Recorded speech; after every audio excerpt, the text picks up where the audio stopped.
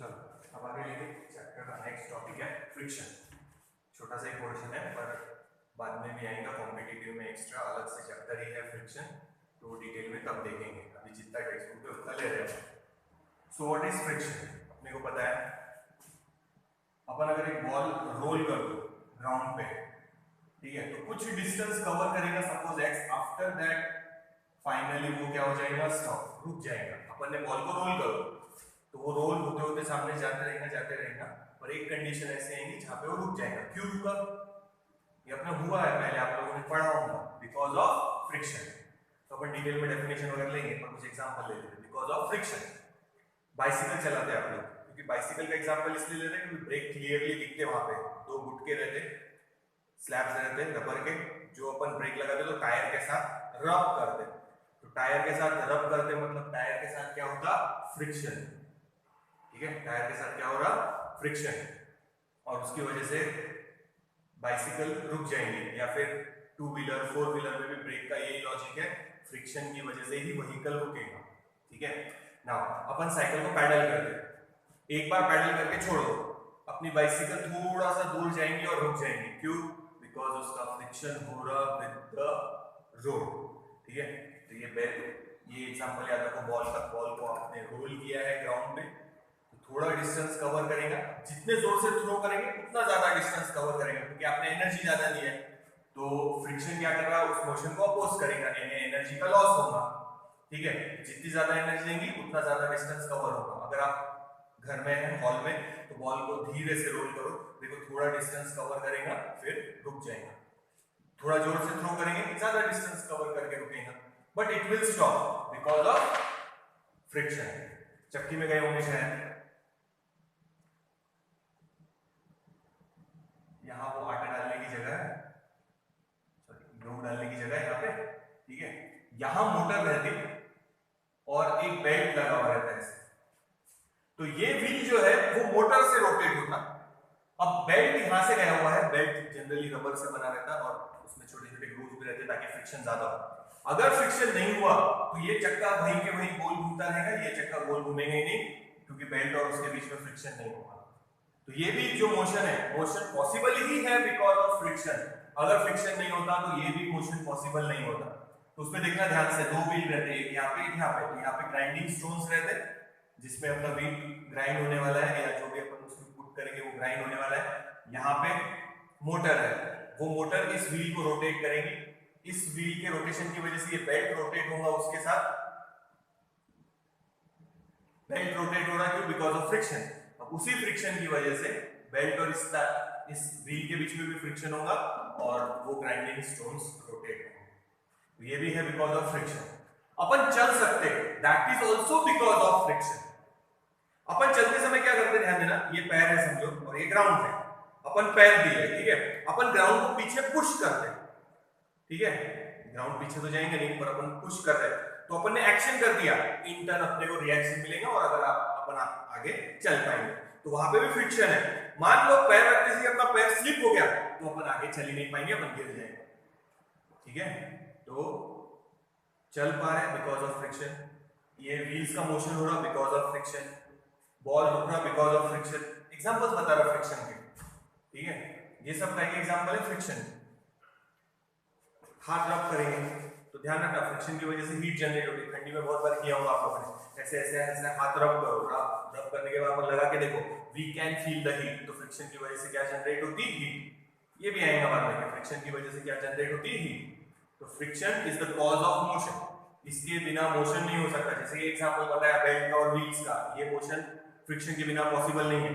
मान लो आप कहीं खेत में गए तो खेत में अंदर गाड़ी नहीं ले जा सकते अगर बारिश वगैरह हुई है तो। क्यों? क्योंकि वहां पे मिट्टी चक्के के साथ अगर गोल घूम गई और वहां पे एक स्मूथ एरिया बन गया तो गाड़ी फंस जाएगी, चक्का वहीं के वहीं गोल घूमता रहेगा, उसका रोड के साथ फ्रिक्शन नहीं होगा, ठीक है। ये है समझो व्हील, गीली मिट्टी में अगर फंस गया तो वहां ऐसा राउंड तैयार हो जाएगा, चक्का फंस जाएगा उसमें। अब आप कितना भी एक्सीलरेट करेंगे तो चक्का वहीं के वहीं घूमता रहेगा, उसका ग्राउंड के साथ फ्रिक्शन नहीं होगा। ग्राउंड के साथ फ्रिक्शन होगा तभी टायर आगे बढ़ेगा। तो देखना कभी कभी क्या करते हैं, अगर ऐसा हुआ तो उसमें ईंट के टुकड़े या लकड़ी का प्लैंक फंसा देंगे, वुडन प्लैंक, ताकि फ्रिक्शन बढ़ा सके। अगर फ्रिक्शन बढ़ा तो वो बाहर आ सकता, नहीं तो फिर खींच के निकालो। नहीं तो आप इसमें क्या करो, आजू बाजू में जो सूखी रेती है, गिट्टी है या ईंट के टुकड़े हैं, जो भी मिल जाए ड्राई जिससे फ्रिक्शन बढ़ सके, वो यहाँ फंसा दो तो आप उस गाड़ी को आराम से निकाल पाएंगे। या वुडन प्लैंक फंसा दो तो भी आप उस गाड़ी को निकाल पाएंगे। तो यहाँ पे अगर समझो व्हील्स और रोड के बीच में फ्रिक्शन नहीं है तो वो चक्का वहीं के वहीं गोल घूमेगा, फ्रिक्शन की वजह से आगे चल रहा है। जैसे अपन चल रहे हैं, अपन क्या कर रहे हैं, ग्राउंड पे पीछे एक्शन कर रहे हैं, इंटर्न सामने जा रहा है, तो चक्का घूमते समय ग्राउंड पे एक्शन करेगा, इंटर्न फ्रिक्शन हुआ तो वो उसको आगे पुश करेगा। फ्रिक्शन की वजह से वो व्हील आगे की डायरेक्शन में मूव होगा। ठीक है, अपन चल पा रहे because of friction, wheel rotate हो रहे बिकॉज ऑफ फ्रिक्शन। तो फ्रिक्शन अपन ऐसा बोल सकते हैं, it is an evil which is necessary. Loss है उसकी वजह से, पर उसके बिना मोशन भी पॉसिबल नहीं है। अब लॉस क्या होता, अपन चल रहे, शूज खराब होते फ्रिक्शन की वजह से, wear and tear of the shoes और स्लीपर्स और chappals we can say because of friction. Tyre खराब होते बिकॉज ऑफ फ्रिक्शन। अपन एनर्जी का लॉस बोल रहे हैं, क्या बोल रहे हैं, एनर्जी का लॉस। व्हीकल चला रहे, अलग अलग इंजन पार्ट्स मूव होते तो इंजन भी गर्म हो जाता, हीट जनरेट होती, एनर्जी का क्या होता, लॉस। पहले ही बताया, फ्रिक्शन की वजह से हीट जनरेट होती, हीट जनरेट हो रही है। देखो आप हाथों को रब करके देखो, you can feel the warmth, आप उसकी गर्मी फील कर सकते हैं। ठीक है, तो फ्रिक्शन की वजह से एनर्जी का लॉस हो रहा, बट इट इज नेसेसरी। उसके बिना मोशन पॉसिबल नहीं है, कोई भी मोशन फ्रिक्शन के बिना नहीं हो सकता। देखो आप लोग देखो, अगर आपके यहाँ सिरेमिक टाइल्स है स्मूथ एकदम, और उस पर पानी गिरा है तो आप स्लिप हो जाते हैं। एक्चुअल में टाइल्स और पैर के बीच में फ्रिक्शन है, पर उसमें लुब्रिकेशन आ जाता पानी का, तो जैसे ही आप पाँव रखेंगे फ्रिक्शन कम होने की वजह से आप स्लिप होकर गिर जाएंगे। जो टाइल्स अपन यहाँ यूज करते हॉल में, वो बाथरूम में यूज नहीं करते, बाथरूम की टाइल्स लगाते।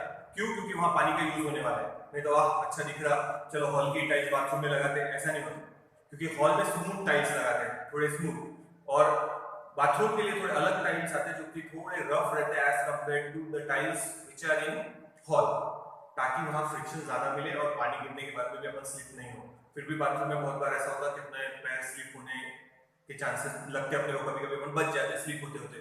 तो वहां पे भी पानी का लॉजिक है, पानी अपने और टाइल के बीच में आ गया पैर के, तो फ्रिक्शन कम हो गया, फ्रिक्शन की वजह से स्लिप होने के चांसेस बढ़ जाते हैं। या साबुन का पानी है तो उससे भी फ्रिक्शन कम होने की वजह से गिरने के चांसेस बढ़ जाएंगे। तो याद रखना, मोशन के लिए फ्रिक्शन जरूरी है। गाड़ी रोड पे चला रहे हैं, बाइसिकल रोड पे चला रहे हैं, टू व्हीलर फोर व्हीलर कोई भी, अगर टायर और रोड के बीच में फ्रिक्शन नहीं है तो गाड़ी आगे नहीं बढ़ेगी। ये एग्जांपल बताया, मड में फंस गए तो ग्राउंड में वहां फ्रिक्शन नहीं है। ठीक है, कभी ऐसा हुआ होगा मे भी सीमेंट वाला फ्लोरिंग है और उस पर पानी गिरा है, आप अपनी एक्टिवा लेके गए और एकदम से गाड़ी स्लिप हो गई पानी की वजह से, या काई जमी हुई है हल्की, तो उसकी वजह से भी, क्योंकि फ्रिक्शन रिड्यूस हो जाता। हुआ होगा कभी में भी गाड़ी स्लिप हो गई कि आप पार्किंग में गए, पार्किंग पूरा सीमेंट से अच्छा बना हुआ है तो गाड़ी आप आकर चल जाते, थोड़ा स्मूथ हो जाता।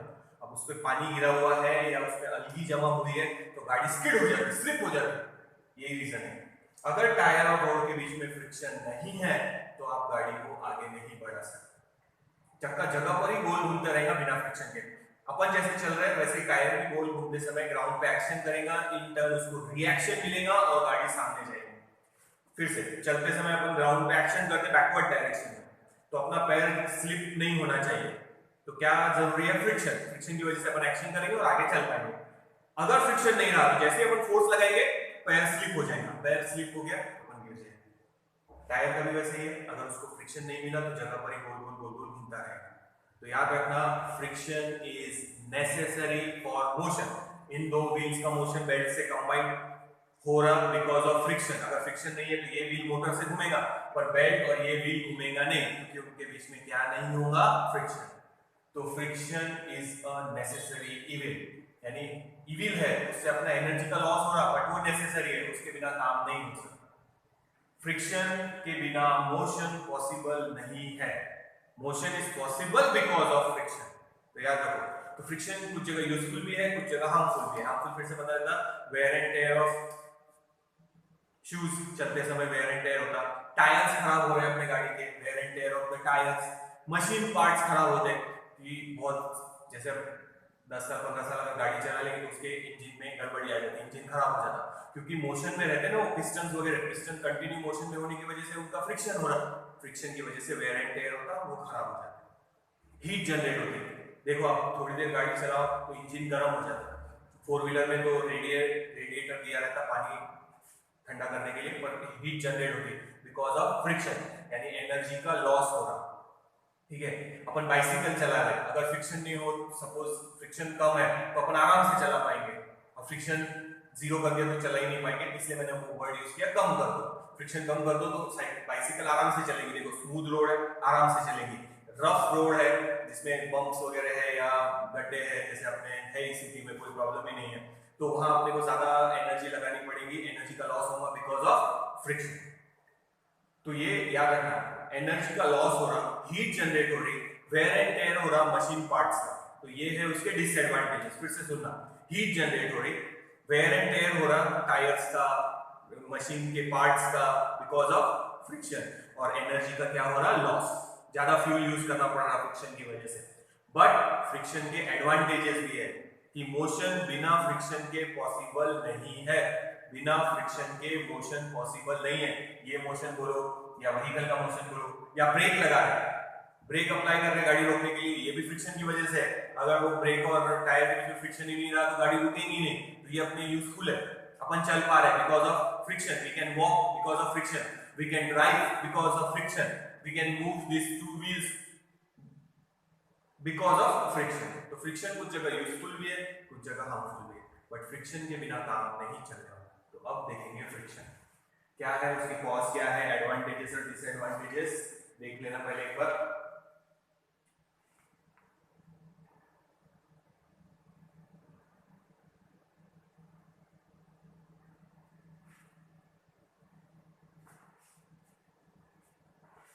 ये याद रखो, तो फिर से एडवांटेजेस याद रखना, we can walk because of friction, we can stop the moving vehicle by applying the brakes because of friction, the motion is possible because of friction।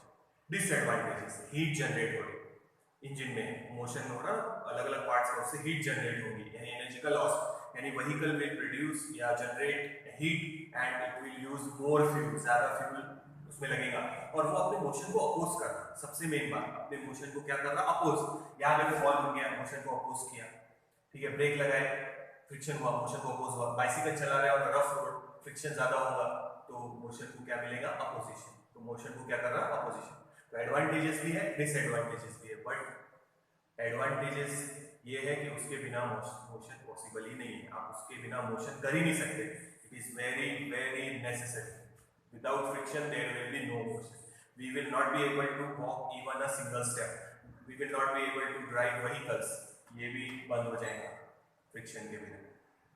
ठीक है, तो फ्रिक्शन की डेफिनेशन रहते हैं, यानी मोशन को अपोज कर रहा है इन शॉर्ट। ठीक है, देखो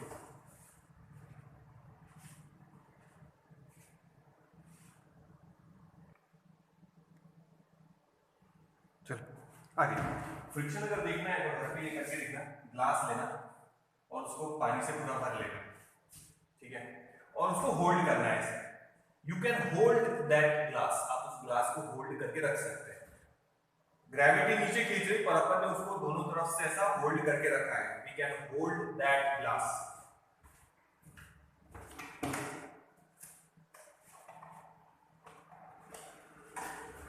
ठीक है, ये ग्लास मैंने होल्ड करके रखा है, तो ये नीचे जाने की कोशिश कर रहा है बिकॉज ऑफ ग्रेविटी, बट अपन ने उसको फोर्स लगा के होल्ड करके रखा है क्योंकि फिंगर्स और इसके बीच में, ग्लास के बीच में क्या है फ्रिक्शन।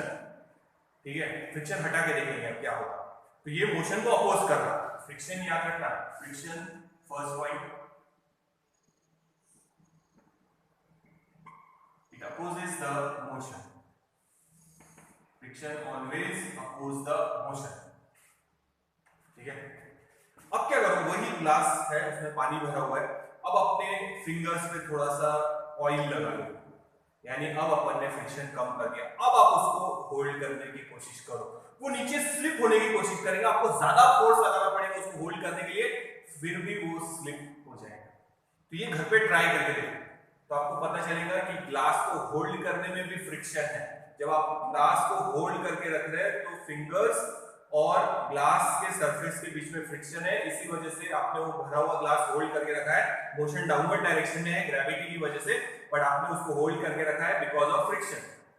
ठीक है, अगर आप ऑयल लगा ले या घी लगा ले हाथ पे, जिससे आपके हाथ थोड़े स्लिपरी हो जाए, और अब उसको भरे हुए ग्लास को होल्ड करने की कोशिश करो तो स्लिप हो जाएगा हाथ में से, या आपको ज्यादा फोर्स लगाने की कोशिश करनी पड़ेगी उसको होल्ड करने के लिए, स्लिप होगा। ठीक है, तो ये डेफिनेटली घर पे ट्राई करके देखना, कांच के ग्लास के साथ मत ट्राई करना, नहीं तो फोड़ देंगे, स्टील के ग्लास के साथ करना। तो ये आप ट्राई करके देखो। तो इस पर से ये पता चला कि ग्लास को होल्ड करने में भी फ्रिक्शन है, आप उसको बिना फ्रिक्शन के होल्ड नहीं कर सकते, फ्रिक्शन यूजफुल है। ये फ्रिक्शन मोशन को अपोज कर रहा है उसके, देखो ये डाउनवर्ड मोशन है उसका, यहाँ से छोड़ दिया तो गया डाउनवर्ड, पर वो अपन ने होल्ड करके रखा हुआ है तो रुका हुआ है, क्यों? क्योंकि फ्रिक्शन है, फ्रिक्शन मोशन को अपोज कर रहा है, तो अपोज कर रहा मोशन को। सेकेंड पॉइंट याद रखो, ये है कॉन्टैक्ट फोर्स। कॉन्टैक्ट फोर्स का मतलब है कि एक बॉडी और दूसरी बॉडी का कॉन्टैक्ट होना चाहिए, कॉन्टैक्ट होगा तो ही ये फोर्स एक्ट होगा, अदरवाइज ये फोर्स एक्ट नहीं होगा। फ्रिक्शन विल नॉट एक्ट, यानी आप ऐसे हाथ रख के ऐसे ऐसे ऐसे जो मूव करेंगे, बोलेंगे हीट तो जनरेट हुई नहीं, अरे उन दोनों के बीच में कॉन्टैक्ट नहीं है, कॉन्टैक्ट होना चाहिए। ठीक है, नाव का भी चलता है, boat selling on the water, ठीक है, तो उसका पानी के साथ फ्रिक्शन होगा, तो वहां पे भी एनर्जी का तो लॉस हो रहा। प्लेन हवा में उड़ रहा तो उसका हवा के साथ फ्रिक्शन होगा, तो हवा और प्लेन कांटेक्ट में, पानी और बोट कांटेक्ट में, हाथ कांटेक्ट में होंगे और रब करेंगे तो आपको हीट फील कर सकते हैं बिकॉज ऑफ फ्रिक्शन। समझ में आई? तो ये याद रखो, ये ग्लास वाला एग्जांपल डेफिनेटली घर पे करके देखना, तो आपको पता चलेगा कि ग्लास को होल्ड करने में भी फ्रिक्शन है। आप किसी चीज को होल्ड करके रख रहे हैं बिकॉज ऑफ फ्रिक्शन, ये होल्ड करके रखा है फ्रेंड्स, ये भी है बिकॉज ऑफ फ्रिक्शन। अगर फ्रिक्शन हटा दे तो आप इसको होल्ड नहीं कर सकते, ये स्लिप हो जाएगा। ठीक है, तो देखो, तो याद रखो फ्रिक्शन है, ये मोशन को क्या कर रहा है, अपोज, और ये कांटेक्ट फोर्स है, यानी जब तक दो बॉडीज कांटेक्ट में नहीं आएंगे तब तक फ्रिक्शन एक्ट नहीं होगा। तो उसकी डेफिनेशन में ये दोनों टॉपिक लेंगे। और थर्ड, रिलेटिव मोशन होना चाहिए। क्या होना चाहिए? Relative motion. रिलेटिव मोशन मतलब अगर दोनों बॉडीज रेस्ट में है, ऐसे बस पड़े रेस्ट में, कोई भी एक भी मूव होने की कोशिश नहीं कर रहा, तो फिर देखो रिलेटिव वेलोसिटी हुआ है, अभी दोनों की रिलेटिव वेलोसिटी जीरो, मोशन नहीं है। या आप ऐसे ऐसे हाथ हिलाएंगे, दोनों साथ में चलेगा, क्या हीट जनरेट होगी कि हाथ के बीच में? नहीं, उनके बीच में रिलेटिव मोशन होना चाहिए। कैसे? एक रुका हुआ है, एक चल रहा, ये एक रुका है, एक चल रहा, या दोनों चला रहे, रिलेटिव मोशन होना चाहिए। अब दोनों ऐसे चलाएंगे तो नहीं चलेगा, रिलेटिव मोशन नहीं है, दोनों साथ में जा रहे, साथ में आ रहे, रिलेटिव वेलोसिटी जीरो, या दोनों रेस्ट में है, रिलेटिव वेलोसिटी जीरो। तो याद रखना रिलेटिव मोशन होना चाहिए, यानी एक रेस्ट में एक मूव हो रहा, चलेगा, कोई प्रॉब्लम नहीं है। दोनों मूव हो रहे तो भी चलेगा। अपन गाड़ी चला रहे, बाइसिकल चला रहे, रोड रेस्ट में, टायर गोल घूम रहा, मतलब क्या है? Relative motion. ठीक है, दोनों भी मूव हुए। ट्रेडमिल में वो बेल्ट भी रोटेट हो रहा और अपन भी भाग रहे हैं, दोनों मूव हो रहे, वो भी चलेगा। तो कोई एक मूव हुआ तो भी चलेगा, दोनों मूव हुए तो भी चलेंगे, बट रिलेटिव मोशन होना चाहिए। फिर से बता रहे, देखो हाथ ऐसे रखेंगे और ऐसे आगे पीछे मूव करेंगे तो ये रिलेटिव मोशन नहीं है, दोनों एक दूसरे के लिए काय में है? रेस्ट में। रिलेटिव वेलोसिटी नहीं है, या दोनों रेस्ट में रहे तो भी रिलेटिव वेलोसिटी जीरो, और अभी दोनों साथ में मूव हो रहे तो भी रिलेटिव वेलोसिटी जीरो। यहां होना ये चाहिए एक रेस्ट में और एक मोशन में, ऐसे सिर्फ एक को मूव कर रहे थे तो हीट जनरेट होगी, आप फ्रिक्शन फील कर सकते, और दोनों मूव होंगे तो भी चलेगा फ्रिक्शन। तो ये तीन चीजें इंपॉर्टेंट है फ्रिक्शन में।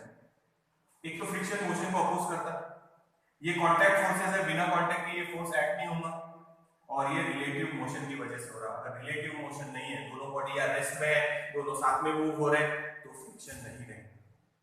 समझ में आया? देखो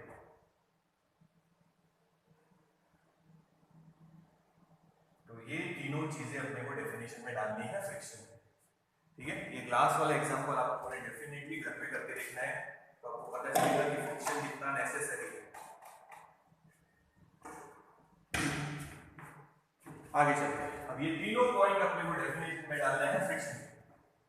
अब सुनो फ्रिक्शन की डेफिनेशन, अपोजिंग फोर्स, आगे पहला point, opposing force existing between two bodies in contact दो बॉडीज कांटेक्ट में होना चाहिए और ये मोशन को हमेशा क्या करेगा, अपोज। तो डेफिनेशन में ये दो पॉइंट आ गए, अब ये पॉइंट बचा है, समझ में आया? तो डेफिनेशन कैसे आएंगे फ्रिक्शन की, देखना, opposing force existing between two bodies in contact, opposing force existing between two bodies in contact when they are in relative motion, वो काय में होनी चाहिए, relative motion में, it is called friction। ये फ्रिक्शनल फोर्स हमेशा मोशन को oppose ही करेगा, कुछ एडवांटेजेस भी है कुछ डिसएडवांटेजेस भी है, बट याद रखो बिना फ्रिक्शन के मोशन पॉसिबल नहीं है, ठीक है? देखिए फिर से याद रखना, तीनों पॉइंट आने चाहिए डेफिनेशन में, एक भी छूटा तो डेफिनेशन रॉन्ग है। फिर से सुनो फ्रिक्शन की definition, opposing force existing between two bodies in contact when they are in relative motion, यानी दोनों रेस्ट में नहीं है, या दोनों साथ में मूव नहीं हो रहे, या दोनों रेस्ट में नहीं है, ठीक है? रिलेटिव मोशन होना चाहिए, this is called friction. Friction is defined as opposing force existing between two bodies in contact when they are in relative motion is called friction, ठीक है? देखो डेफिनेशन याद करो, आगे चलते हैं।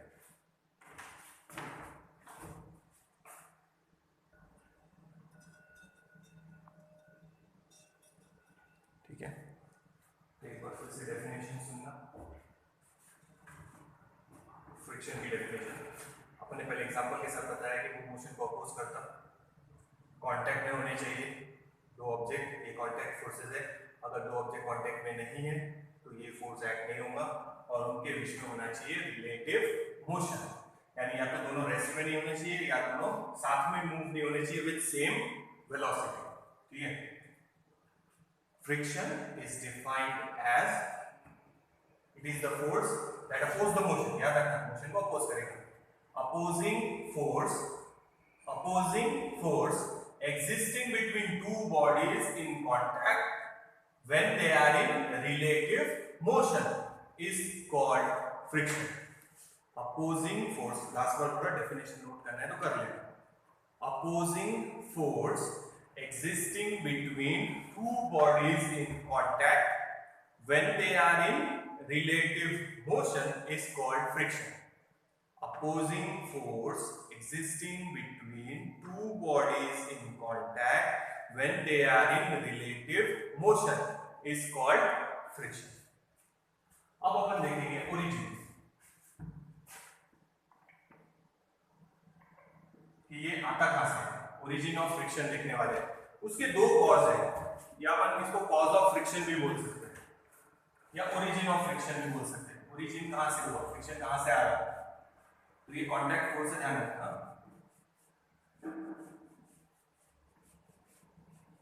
सबसे पहला कॉज, सपोज ये दो सरफेस है, जैसे अपना डाइनिंग टेबल अगर आपके यहाँ होगा तो जनरली आजकल तो ग्लास वाले ही आते हैं, तो ग्लास टॉप वाला है समझो, आप उसको टच करके देखो, आपको ऐसा लगेगा कि बहुत ज्यादा स्मूथ है, ठीक है?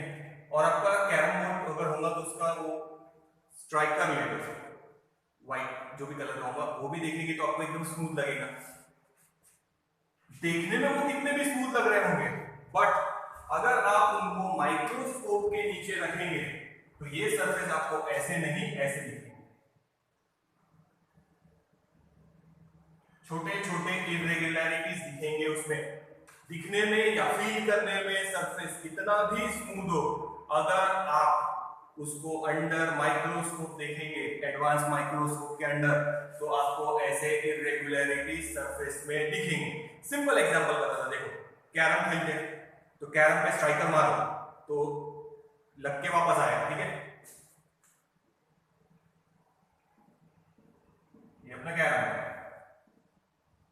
ठीक है? ये स्ट्राइकर है, इसको मारा यहां पे लग के वापस ही आया, तो अपने को ऐसा लगता है यार नहीं ज्यादा डिस्टेंस ट्रैवल नहीं किया, तो अपन उसमें क्या डालते हैं, powder, boric powder generally use करते हैं, कैरम बोर्ड का पाउडर भी अलग से मिलता, तो कैरम बोर्ड पे पाउडर डालते हैं। होता क्या, वो सरफेस जिन वुड से बना हुआ है उसमें भी छोटे छोटे ऐसे इरेगुलरिटीज हैं, आपका वो स्ट्राइकर जो प्लास्टिक से बना है वो भले लगने में कितना भी स्मूथ लगे पर उसमें भी इरेगुलरिटीज है, तो जब आप एक बॉडी को दूसरे बॉडी के कांटेक्ट में लाएंगे इन दोनों को, तो उनके इररेगुलरिटीज एक दूसरे में फंस जाएंगे, इंटरलॉक हो जाएंगे। अब आपको अगर उसको मूव कराना है तो इसके अगेंस्ट मूव कराना है, तो फ्रिक्शन का पहला कॉज ये है इंटरलॉकिंग।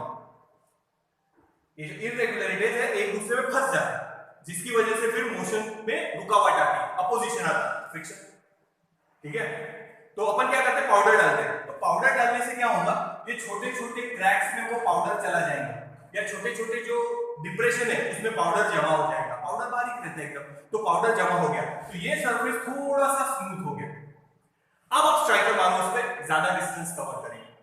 हाँ, अभी भी वो रुकेगा क्योंकि फ्रिक्शन का दूसरा कॉज भी है, यही नहीं है, एक और कॉज है। ठीक है, पाउडर डाल के आपने इसको स्मूथ बना दिया, पर फिर भी फ्रिक्शन है। तो फ्रिक्शन के दो रीजन है। तो पहला अभी अपन ले रही है इंटरलॉकिंग ऑफ इररेगुलरिटीज। क्या? Interlocking of irregularities. समझ गए? तो कैरम खेल रहे हैं, स्ट्राइकर मारा, ज्यादा रिटर्न नहीं आया, तो अपन उस पर पाउडर डालते हैं, तो उसको स्प्रेड कर देते हैं अच्छे से। पाउडर छोटे छोटे गैप्स में चला जाएगा क्योंकि वो बारीक है, और वो गैप को फिल कर देगा। चलते समय देखा होगा, मैंने पहले भी एग्जांपल बताया कि अगर सिरेमिक टाइल्स वगैरह है घर में, तो स्लिप होने के चांसेस कब रहते हैं, जब पानी गिरा है। घर वाले बोलते हैं पानी गिरा है पोंछ दो, नहीं तो कोई गिर जाएगा। ऐसा क्यों? तो वो टाइल्स में भी ऐसे छोटे छोटे होल्स हैं, पर पानी जब गिरता तो वो होल्स में लेवल हो जाता, तो एक स्मूथ सरफेस बन जाएगा। जब आप उस पर पैर रखेंगे तो ये तो फुल हो चुका है, तो इंटरलॉकिंग होगा क्या? नहीं, तो अपना पैर स्लिप होने के चांसेस बढ़ जाएंगे। इसीलिए आप लोग देखो मशीन में इंजन ऑयल यूज होता, आपके 2 व्हीलर में, आपके 4 व्हीलर में इंजन ऑयल यूज होता। पिस्टन जब मूव होता आगे पीछे, ये है पिस्टन। ऐड में देखा होगा आपको, मैंने बहुत सारे ऐड में बताते हो पिस्टन कि वो ऑयल के मॉलिक्यूल्स उसको चिपक के रहते, गंदगी आने नहीं देते, ये ऐसे। तो ये पिस्टन रहता गाड़ी में, जो आगे पीछे मूव होता, जिसकी वजह से गाड़ी चलती। तो इसमें भी ऑयल फिलअप कर देते।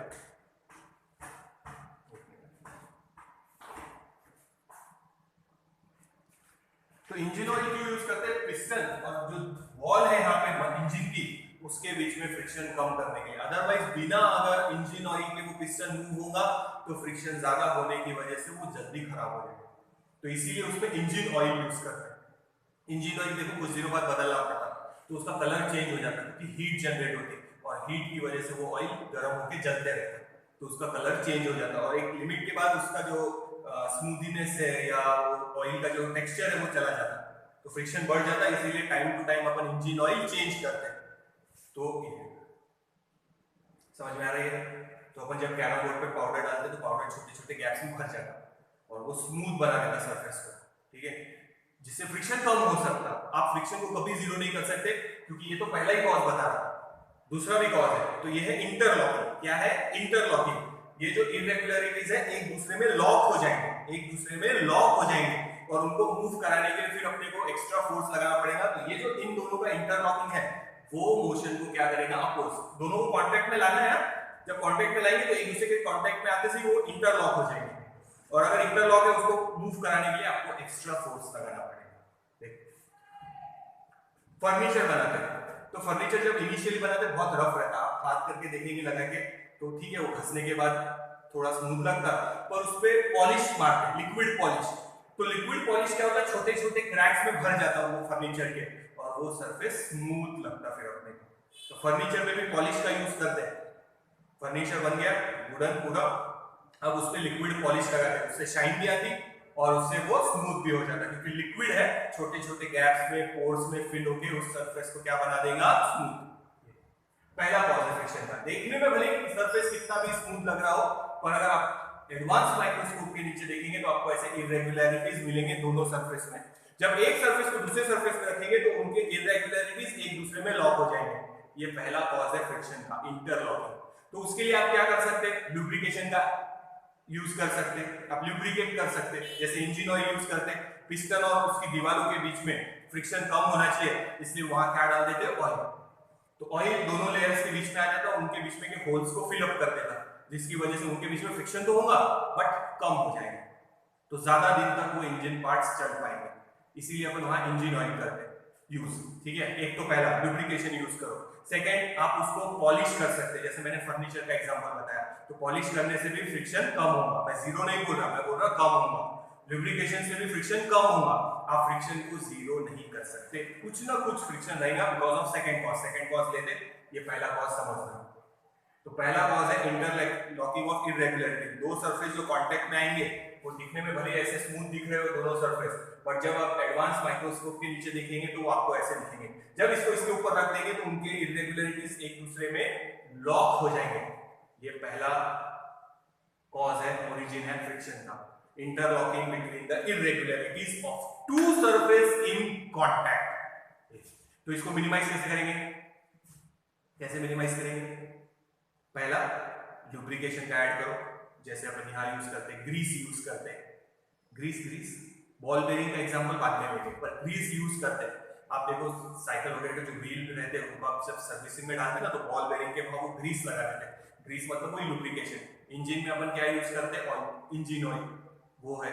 या वुडिंग, जो वुड फर्नीचर है उसको स्मूथ बनाने के लिए उसको क्या कर देते हैं? पॉलिश। शूज देखो, आपके शूज थोड़े दिन यूज करने के बाद रफ दिखने लग जाते हैं, वो शाइन नहीं करते, तो आप उस पर पॉलिश लगाते हैं। पॉलिश इज ऑल्सो है लिक्विड या समझो ऐसा सब्सटेंस है जो शूज के छोटे छोटे होल्स में फिल अप करके उसको स्मूथ बनाने का, स्मूथ बन जाएगा तो शाइनी बन जाएगा। बस वही लॉजिक देख लीजिए। तो पहला कॉज हो गया। बॉल बेरिंग का पूरा एक्सप्लेनेशन बाद में लेंगे, ठीक है। बॉल बेरिंग क्यों यूज करते हैं वो देखेंगे। आप देखो व्हील्स में, हर व्हील में आपने स्केटिंग के व्हील्स देखे होंगे या साइकिल के व्हील देखे होंगे या पतंग उड़ाते समय चक्री में देखा होगा, हर जगह बॉल बेरिंग यूज होते। बॉल बेरिंग से फ्रिक्शन कम होता, वो बाद में देखेंगे। अभी फिलहाल ये देखो,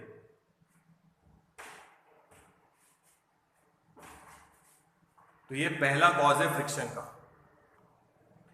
तो ये पहला पॉइंट हो गया आपका, यानी फर्स्ट कॉज या ओरिजिन फ्रिक्शन का स्टडी कर रहे हैं। तो पहला ये है कि सरफेस कितना भी स्मूथ दिखे, जब वो कांटेक्ट में आएंगे तो अगर आप माइक्रोस्कोप के नीचे देखेंगे तो इरेगुलर सरफेस दिखेंगे, तो वो इरेगुलर सरफेस एक दूसरे में लॉक हो जाता है, जिसकी वजह से क्या होगा? फ्रिक्शन, ठीक है। पहला कॉज। दूसरा देखते हैं, आप इसको रिमूव कर सकते हैं या रिड्यूस कर सकते हैं लुब्रिकेशन करके। जैसे मैंने बताया, बॉल बेरिंग में आप ग्रीस लगाते हैं या इंजन में ऑयल यूज करते हैं जिससे लुब्रिकेशन होगा, या कैरम बोर्ड पे अपन पाउडर डालते हैं तो उससे वो स्मूथ हो जाएगा और फ्रिक्शन कम होगा। मैं बोल रहा जीरो नहीं, कम होगा, ठीक है।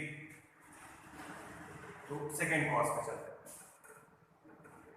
उसमें भी ये आएंगे, ठीक है। इसको मिला, पहला कॉज हो गया। अब सेकंड कॉज के लिए देखो, उससे पहले कुछ डेफिनेशंस देखो।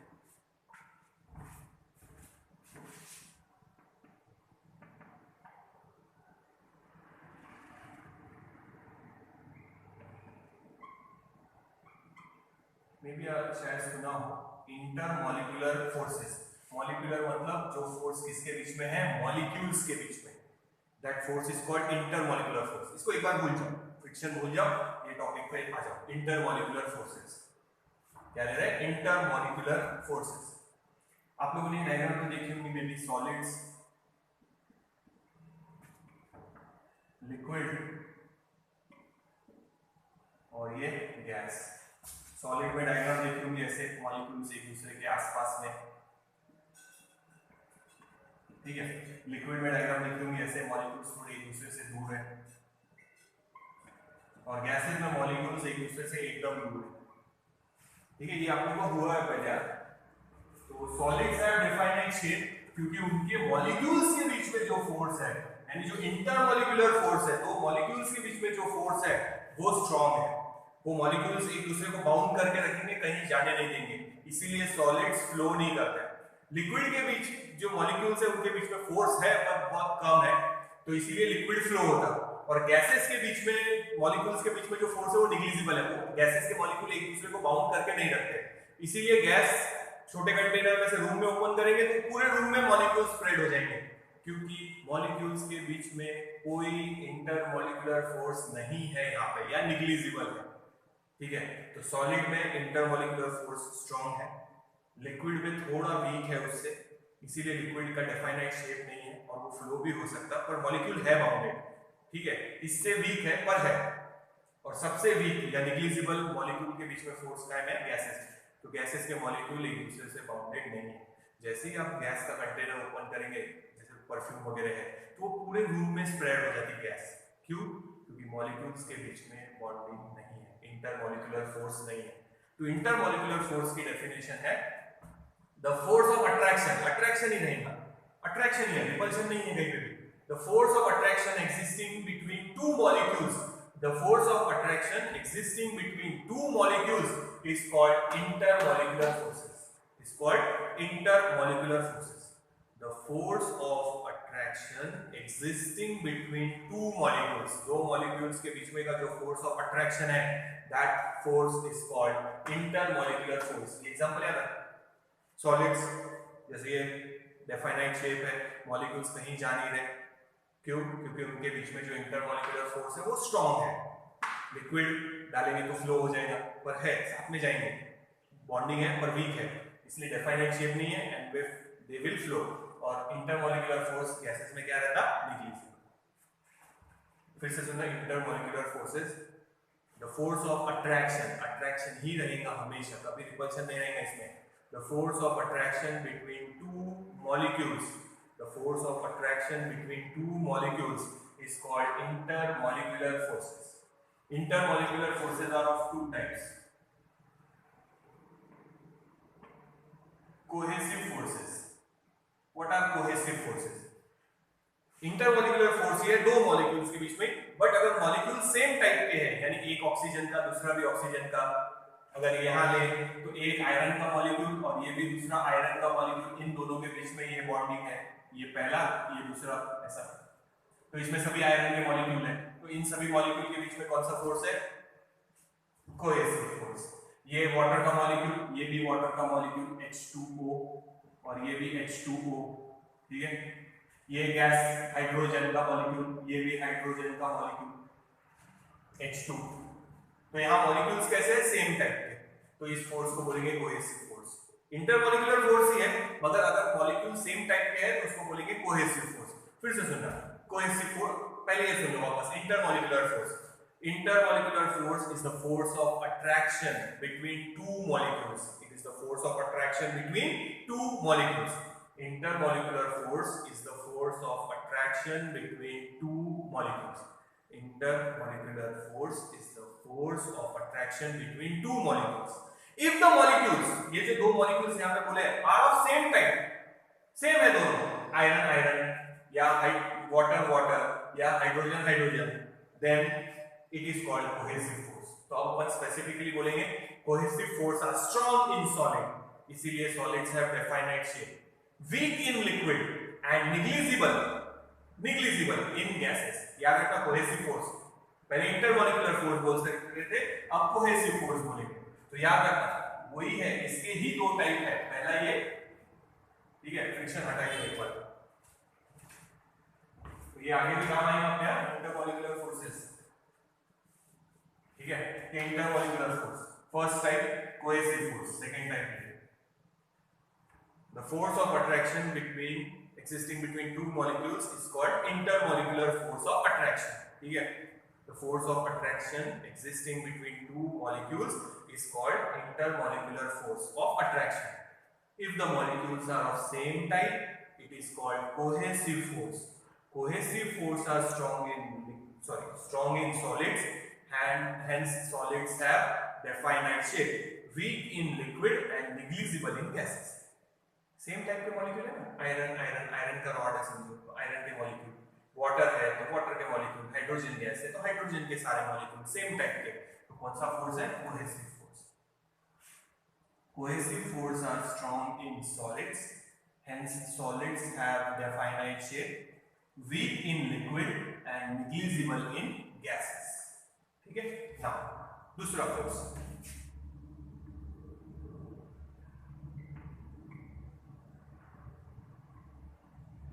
adhesive forces। adhesive वर्ड सुना है?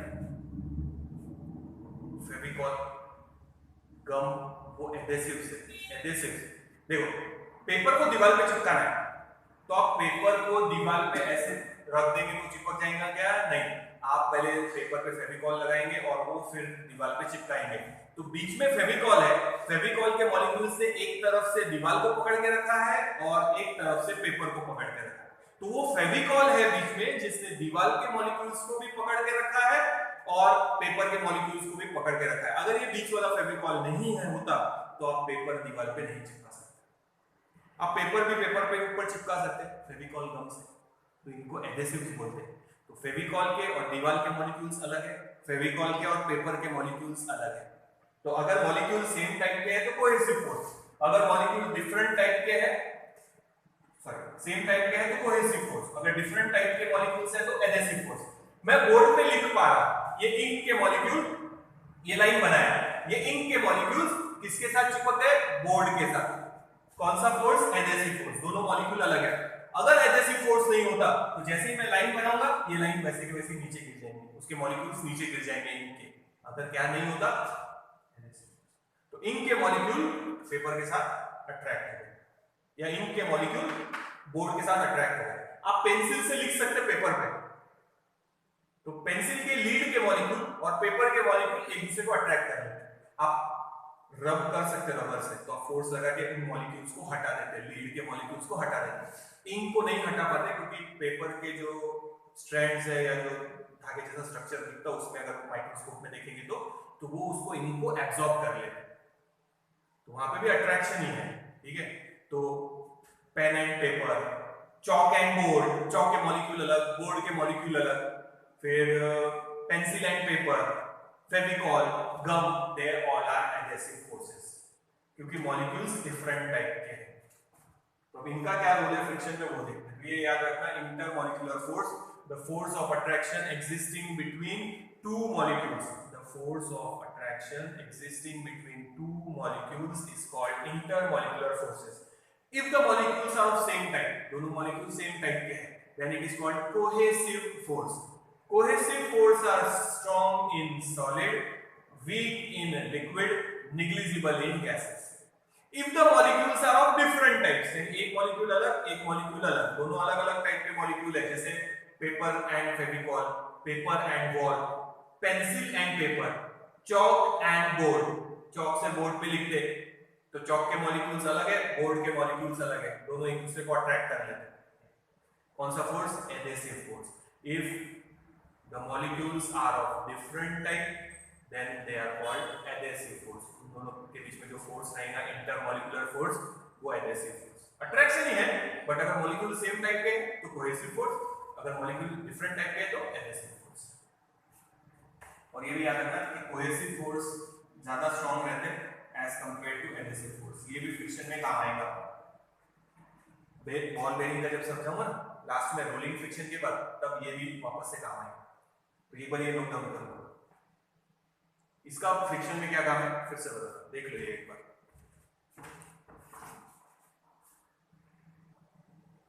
तो ये याद रखना, इंटरमॉलिक्यूलर फोर्स यानी force of attraction between two molecules, molecule same type के हैं तो कोहेसिव फोर्स और डिफरेंट टाइप के हैं तो एडेसिव फोर्स। अब इनका फ्रिक्शन में क्या रोल है वो समझते हैं। तो फ्रिक्शन का पहला कॉज क्या बताया था, इंटरलॉकिंग ऑफ इर्रेगुलरिटीज। आप उस इर्रेगुलरिटीज को हटा सकते कैसे, ग्रीस यूज करो, व्हीकल में अपन ग्रीस यूज करते व्हील्स वगैरह में, या फिर आप यूज कर सकते लुब्रिकेशन, ऑयल वगैरह इंजन में ऑयल यूज करते, या फिर आप पॉलिश कर सकते जैसे अपन वुडन फर्नीचर को पॉलिश करते ताकि वो स्मूथ हो जाए। पॉलिश लिक्विड रहती तो छोटे छोटे क्रैक्स में फिलअप हो जाएंगे, ऑयल लिक्विड है छोटे छोटे गैप्स में फिलअप हो जाएगा जिसकी वजह से फ्रिक्शन रिड्यूस होगा। मैं बोल रहा हूँ रिड्यूस होगा, जीरो नहीं होगा। तो फिर से आता है फ्रिक्शन।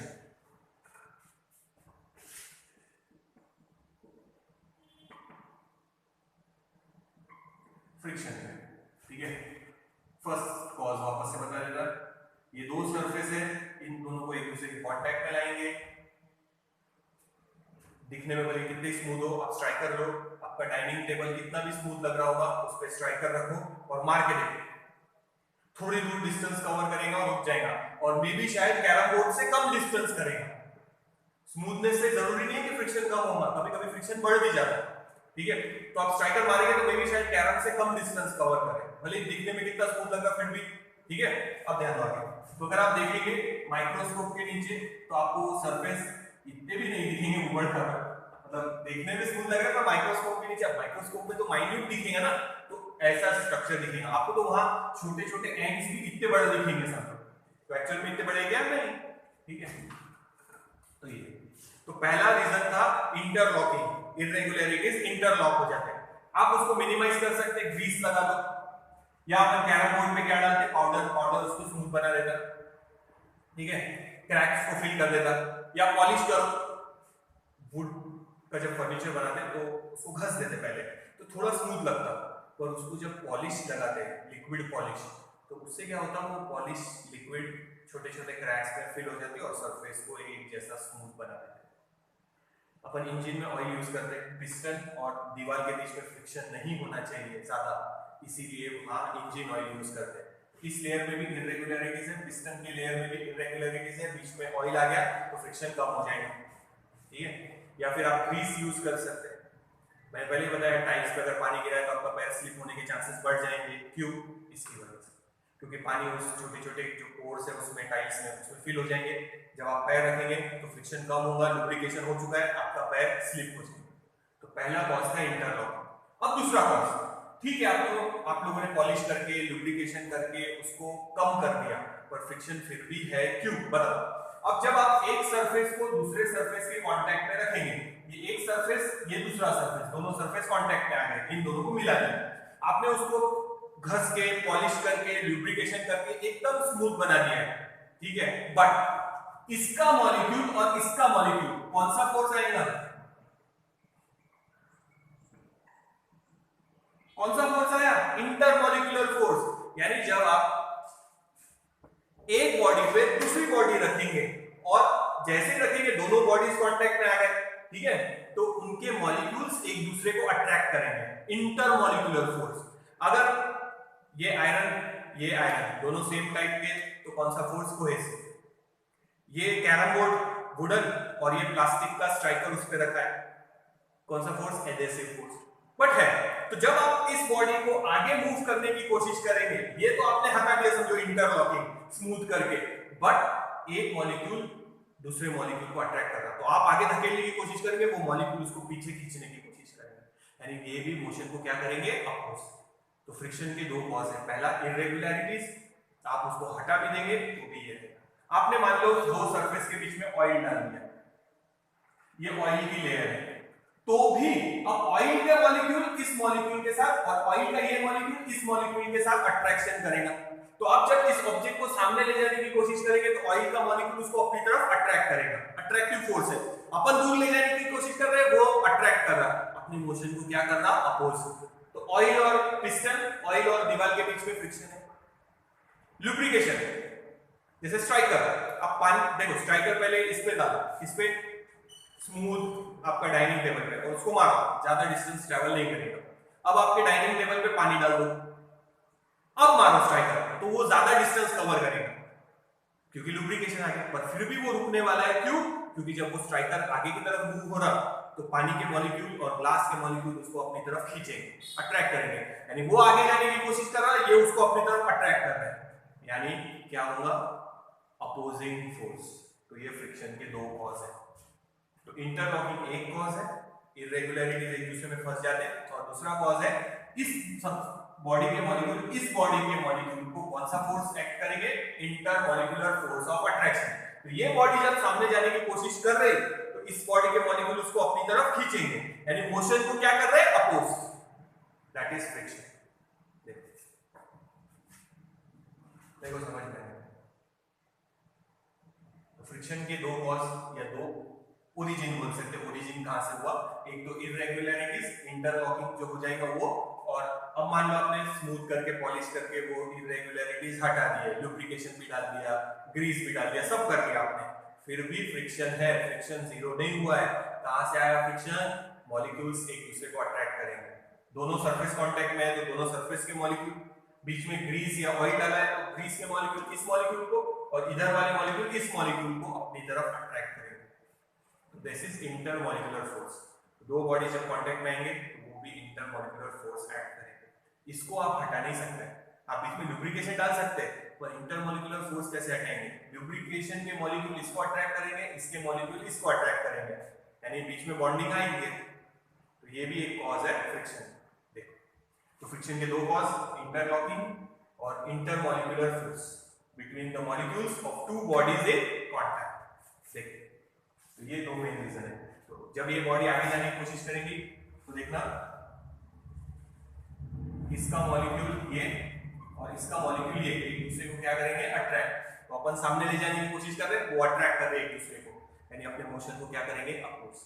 लुब्रिकेशन भी डाल देंगे, तो लुब्रिकेशन के मॉलिक्यूल इसके साथ और इसके लुब्रिकेशन के इसके साथ अट्रैक्ट करेंगे, फिर से अट्रैक्टिव फोर्स आ गया, फिर से अपने मोशन को क्या करेंगे? अपोज। देखो, तो फ्रिक्शन का ओरिजिन हो गया। अब टाइप्स ऑफ फ्रिक्शन है वो देखेंगे, ये याद रखना।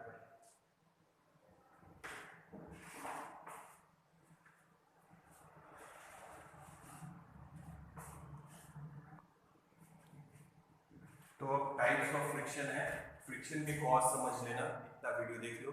टाइप्स ऑफ फ्रिक्शन जो अलग अलग है, स्टैटिक फ्रिक्शन है, काइनेटिक फ्रिक्शन है और रोलिंग फ्रिक्शन है, वो अपन नेक्स्ट वीडियो में लेंगे।